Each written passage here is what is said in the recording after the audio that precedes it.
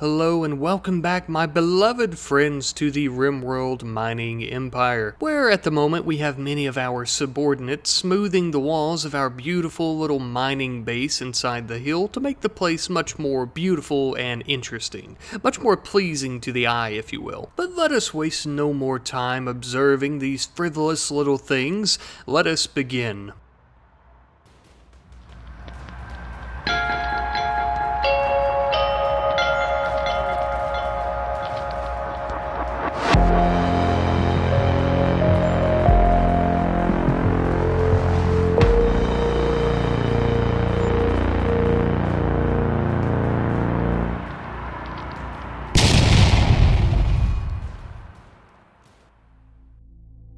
Now, one of the very first things we'll be working on today is a wonderful research table for Captain Hawthorne himself to, well, research at. One of the shining cornerstones of the Marshal Service is our research and our gifts of technology. The very first thing we decided to have Captain Hawthorne research was carpet making. I know it seems a bit silly, but the reason behind that is with carpet making we can actually make our flags. Now I hear you say, Rat Knight, how stupid that the RimWorld Marshal Service didn't provide your team with any flags before they set out on their expedition to set up this mining camp in the northern mountains. Now I hear that's a very valid concern. However, the reason behind this was so that we could kind of stay incognito, if you will. That way rebels and bandits wouldn't attack us. Or at the very least they would be less likely to attack us. Now Hawthorne thought it was the perfect time though, as we have a permanent setup inside the mountain and it would be great for boosting morale. Everyone united under the one red and black flag, except for the slaves, of course. And speaking of our slave subordinates, Hawthorne ordered some of our soldiers, along with the slaves, to go to the southern part of the mountain and continue mining it out. Now, he did commission to actually mine out a prison as well. That way, once we start taking prisoners, instead of just executing people that come near us, we would have a safe place to store them. And this prison would be perfect as well because since we were inside of a mountain, the rock walls already provide enough of a prison just being how tough that they are. So all we really had to do was to dig it out and throw some doors up. And with the current design and size of this prison, we could fit up to 8 prisoners, 2 prisoners to a room. Of course, if we have any overflow though, we could throw them out in the foyer. And of course, making a beautiful and sustainable prison was important to us, but just as important was our soldiers' needs, so we were working on some beautiful floors for their gorgeous rooms as well. And just as Hawthorne was worried that he wouldn't have any bodies to fill up his prison, we ended up receiving a raid from the Red Cove Bandits. Now you may previously know them as the Red Cove Settlement. Yes, this is a splinter faction from the settlement of the Alcohol Empire. Just as well you may recognize the man leading the charge. Ah yes, our dear old Ninjak is truly a prominent figure in the rebellion against the Marshal Service in this day and age. In the dead of night he led his rebels against our mining encampment. However, Captain Hawthorne was well and ready for this fight. He advised the others to prepare, and we all headed outside. Well into the fight, I believe Ninjak realized his mistake that the Thromboian raiders had made before him. They were outmatched and outgunned. They had underestimated just how powerful this very small settlement was. The RimWorld Marshal Service is no longer a bunch of ragtag officers with these dirty and piss-poor service pistols. No, we are a powerhouse. Even a small settlement like this could easily defeat someone like Ninjak's small raid, and I believe he did learn that here today as he retreated. He would almost definitely be back with more numbers and more experienced fighters.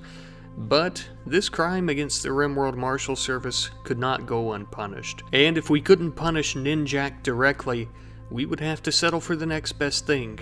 We would have to torture and execute one of his men, the only surviving member of the raid. As you could see, this person had an unwavering loyalty to him. Ninjak is no doubt nearby, trying to think of his next move. Maybe he should try to move in alone.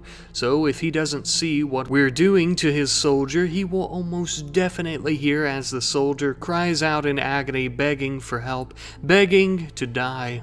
The torturous execution was spectacular, so spectacular in fact that Sev was now going into labor. Yes, the excitement seemed to cause her to, well, go into labor. It was time for her baby to be born. Happy Oak was kind enough to carry her all the way inside to the newly built medical bay that we had under the mountain, which was freshly cleaned and just ripe for delivering babies in. I'm not gonna lie to you though, it took a very long time for this baby to be born, but we were excited once it finally happened, of course. Happy Oak and Vern had the biggest smiles on their face, even with Happy Oak being an enslaved prisoner of an authoritarian government. Never mind, there's a baby giggling, how exciting. Vern and Sev ended up naming their baby Severn, naturally, as it's a mixture of the two names, and we thought it was a perfect fit, really. Now, with having a baby out of wedlock in the RimWorld Marshal Service being an offense punishable by death, Captain Hawthorne recommended to the couple maybe they should do things by the books, on paper. We'll put down that they got married just before the baby was even conceived, that sort of thing, and we won't look into it any further. So the couple, of course, happily obliged, seeing how it was their and their baby's life on the line. The two of them, of course, were indebted to Captain Hawthorne, which goes to show he's not doing this out of the kindness of his heart. He's doing this for political gain, essentially, for their loyalty and whatnot. He's not earning it, he's buying it. But, of course, buying someone's loyalty is not the same as earning it. He is simply blackmailing them in a way, shape, or form. Nonetheless, though, in the meantime, we ended up having a trade caravan come by, and they had plenty of cloth for us, which was perfect because we hadn't grown any cotton. We would be able to use this for many things, the most of which we would use on flags. So, of course, as you could imagine, the very first thing that Captain Hawthorne commissioned to be built out of it was a big, beautiful red and black flag right in front of the base. That way, everyone that comes by knows exactly who they're dealing with and where they are. Now, of course, this would defeat the purpose of being a small incognito mining colony, but that's not what we're building. We're building a mining empire that is going to fuel the war machine that is the RimWorld Marshal Service. Now, of course, with that being said, though, we would not be able to build any type of empire if our soldiers were bored out of their minds. So Captain Hawthorne actually commissioned a small part of the mountain be turned into a recreation room, which would be perfect for keeping everyone entertained, essentially, so that they don't get bored and basically don't go insane because they're always stuck under this mountain. And you know what? If I were stuck under a mountain with the same 5 people every single day of my life, you know what would make me feel a little bit better? Playing some pool and maybe a little bit of blackjack or something like that with these same 5 people every single day. But nonetheless, it would make me slightly happier. Captain Hawthorne also allowed the slaves to use the recreation room. It would really help take away from the fact that, well, they're enslaved and occasionally get beaten. But a bit of pool will take their minds off of those bruises and scars. In the meantime, we decided to build a wooden windmill to generate a little bit of power. Since we're building the base so large, we're going to need more electricity to power all of our lamps and whatnot. But we weren't only just building some sweet-ass wooden windmills, we were also building a PM-1910 heavy machine gun turret. And you better believe that if Ninjak or any of those other filthy rebel scum decide to rear their ugly heads, that this bad boy will put them on the run. But building these wonderful weapons of destruction are, all well and good, but this colony is not going to function. This empire is not going to continue rolling without fuel. So we've been digging out quite a bit of coal to keep our steam-powered generator fueled. Eventually, I would like to move over to renewable resources, but for now, coal power is the way to go. Now, a little bit of time later, we received a letter from a commander with a local RimWorld Marshal Service platoon who actually said they were having issues out of a robber camp of Thromboians nearby, and they asked us if we could help them take care of it.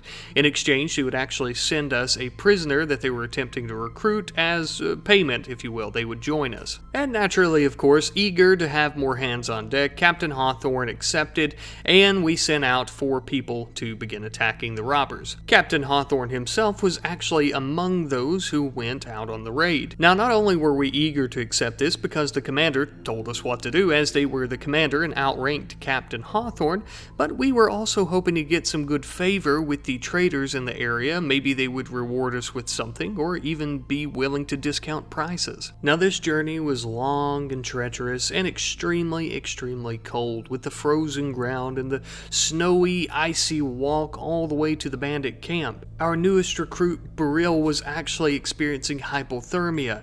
And kindly enough, Captain Hawthorne actually took off his warm uniform to give to her, that way she would not freeze to death. And though of course once again Captain Hawthorne's motives were always selfish, even saving a soldier, he's only doing it for himself and to better himself. Obviously, of course, this act of selflessness, or what they perceived as selflessness, earned him the respect of his soldiers. Perfect timing as well, I might add, because this bond formed between them all just before the battle with the Thromboian robbers. Unfortunately for the Thromboian robbers, they were very disorganized, as they're not really a rebel group, they're just filthy bandits essentially. So when the battle did finally begin, they all attacked us individually with primitive weapons compared to what our martial soldiers had, so I'll let you use your own common sense to determine how that worked out for them. It's not good. Nope, that is correct. We slaughtered every single one of them and then began ransacking their little base. Back at home, of course, the RimWorld Marshal Service Commander held good on their promise, and they ended up sending Beyonder to us. Beyonder was not very good at most things, but Beyonder could sure as shit cook. So that was perfect because we needed a good cook under the mountain. Can you shoot a gun? Great. Can you not shoot a gun? Not so great, but if you can't shoot a gun and you can make a mean buffalo steak, well, that was also acceptable. With the others gone, Sev realized it was getting very chilly under the mountain with winter almost upon us. She ordered Happy Oak to begin building some electric heaters around the place, that way it's still nice, warm, and cozy. It took a while, but our soldiers finally made it home without any issues. The issues came after they returned home. Remember those robber Thromboians? Turns out that they're a smaller part of a much larger faction of Thromboians, and those Thromboians have now come to try and attack us. But oh, how I wish that I could lie and say that our soldiers were afraid. Unfortunately for these Thromboians, they were well outmatched. All they had to combat us with were simple sticks and stones, these pitiful little pilas and bow and arrow. It was nothing compared to the might of our forces. Our machine guns rained down hellfire upon them until eventually some of them began fleeing, and those that didn't were stomped out. Among them was a Thromboian by the name of Noprix, who could tend to our fields in the spring and summer, so we decided that we would capture them and enslave them. And though Noprix may not have thought this at the time, but they were truly one of the lucky ones, as all of their friends out in the fields were dead, and Captain Hawthorne and the other soldiers could be much more cruel than allowing them to stay here and work. I mean, I know I'm making it sound as if it's a real favor. They're obviously not letting them stay here to work. They're enslaved, but they could have killed them or tortured them. Speaking of killing and torturing, remember those traders that were having issues out of the Thromboian robbers who were robbing them, killing them, torturing them, etc., etc.? Well, they have now come to the base, and it looks like they have a gift for us. They actually provided us with 2 winter coats for our 2 new recruits. We didn't ask how they got them, we were simply grateful, but these were 2 standard issue Marshal Service coats. They may be smugglers or something of that sort, but Captain Hawthorne could be inclined to turn a blind eye for discounted prices or more gifts in the future. But only time will tell how our relationship with the traders and the local settlement faction nearby will pan out. Will we kill them and enslave the rest of them, or will we all be best friends and they'll serve the marshals? It's hard to say, but we'll see in due time. As for now, we have expansion to worry about. We began commissioning more sections of the Great Mountain to be mined out so that we could build more rooms for more soldiers and slaves and things of that sort. This would, however, be briefly interrupted by the notification of a volcanic winter. It would seem that ash was pouring from the sky. This could only mean one thing. A volcano nearby has erupted, and it is going to fill the sky with ash we won't be able to see for quite some time until it clears out. Not that we really give a shit, we stay under a mountain all the time anyways. And speaking of our beautiful mountain base, Captain Hawthorne ordered the men and the slaves to dig out a large area for an armory. We have a lot of weapons piling up, yet we don't really have anywhere to keep them. During this time though, we also received information that Konar is pregnant with Captain Hawthorne's child. Oh, glorious days. The pair of them were extremely excited, and the soldiers excited for them as well. Hawthorne, of course, was extremely excited to notify his sister, in particular, of the blessing. However, a little bit of bad news, we have another raid. it would appear that the rebel leader Ninjak has returned with a band of warriors. These warriors, including Ninjak, are covered in black as to blend in with the volcanic ash falling from the sky, as well as the dark of night. The only other clothing items that they have are colored in white to blend in with the snow. A very crafty and clever move on the part of Ninjak. Their apparel would make them blend in with the surroundings and make them much harder for our soldiers to hit with their firearms. However, it is yet to be determined how effective these tactics would truly be against us. The only way to tell for sure is to battle. And I can tell you throughout this battle, their apparel gave them somewhat of an advantage, but our soldiers were highly skilled and highly trained. Captain Hawthorne actually ordered a band of soldiers to march towards the enemy away from their defenses. This would seem silly at first, but it gave us a much better vantage point and better view of the enemies, and thus winning us the battle. Ninjak attempted to retreat with his remaining men, but Captain Hawthorne chased after him, firing at him with his rifle. After shooting him in his back, Ninjak finally hit the snowy ground, and Captain Hawthorne quickly followed up to capture him. And it was at this point that Captain Hawthorne realized Ninjak was one of the bootleggers back in the days of the Alcohol Empire who defeated him at Silverhorn Mountain. To say that he was enraged by this information would be an understatement. Captain Hawthorne returned to the prison late that night. He brought Sev and he brought Vern with him to guard the doors. After quickly entering the prison, Sev and Vern, the two of them together, locked the door behind them to ensure no one would enter, just as Captain Hawthorne slowly approached the cells. Hawthorne stripped Ninjak of every single piece of his clothing just before he began stabbing him to death in front of his loyal soldier. And just like that, Ninjak had bled to death lying there with multiple stab wounds from the captain's Bowie knife in that dark, cold prison cell. And his loyal rebel soldier lying there next to him witnessed every single second of it. The captain ordered Lurkot to carry Ninjak's body all the way outside to the pile where the other bodies lie. Lurkot was totally oblivious, as was Happy Oak, as to the connection that they would share to Ninjak, to Tree, and to Bacchus. Back at the prison, though, the loyal rebel soldier, Captain Hawthorne had some very devious and cruel plans in mind for him. He said that he may go back, they would release him, and he may tell everyone what he saw here today, but without his tongue. And unfortunately, with as ruthless, devious, and horrible as Captain Hawthorne was, he was a man of his word. He removed the soldier's tongue, and then ordered Konar to release him, to which she did. But even with the soldier and with Ninjak both silenced, Ninjak's body still lie out there with a story to tell. So Captain Hawthorne ordered Vern to go out with the Molotovs and burn the corpses, including Ninjak. And of course Vern, loyal to Captain Hawthorne, was more than happy to oblige. He started the largest corpse fire that started a massive burning light in the snow. The smoke could be seen for miles away, and that smell was unmistakable. The rebels would surely know what happened to their leader. But my friends, we are now winding down to the end of the episode, and I'd just like to thank you guys ever so much for watching. Thank you for all of your support. I know I say this stuff in every single video, but I really do mean it. I mean, I honest to God mean it so much. I love you guys. You guys are amazing. And it always reminds me exactly how amazing you guys are, especially when we start a brand new series like this, and we just get all the hype and the excitement and just the love and support. You guys are awesome, and especially when new people come to the channel and join our community, everybody is just amazing, and I always love it so much, and I'm just so grateful for you guys, honestly. I did want to bring up some stuff with the RimWorld Marshal Service, so if you guys don't like that, I'm kind of over-explaining the narrative and kind of our play style and stuff like that, or, you know, just role play, I guess, in general.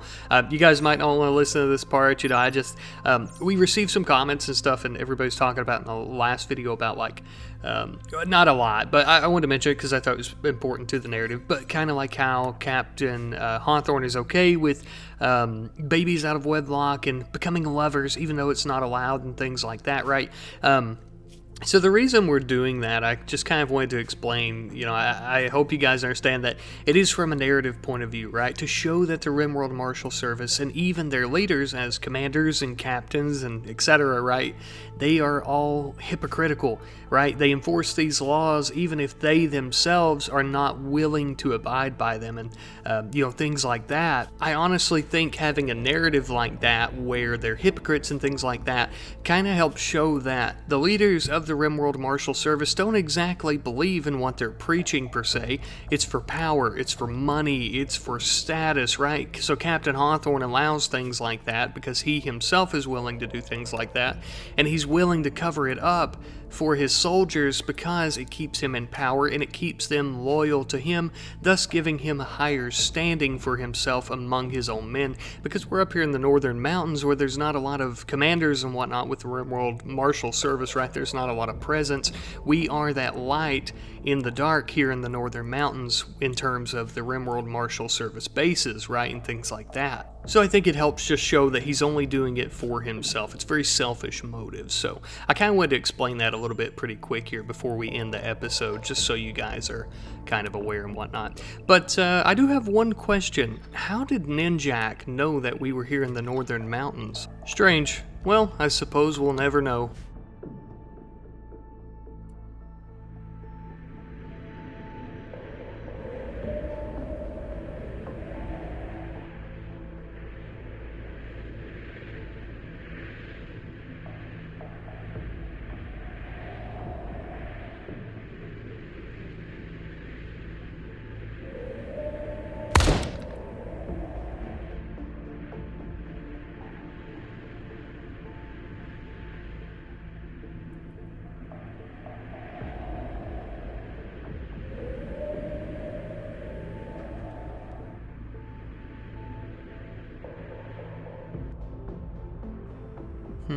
Let's see. Hawthorne. Another letter to that sister of his, no doubt.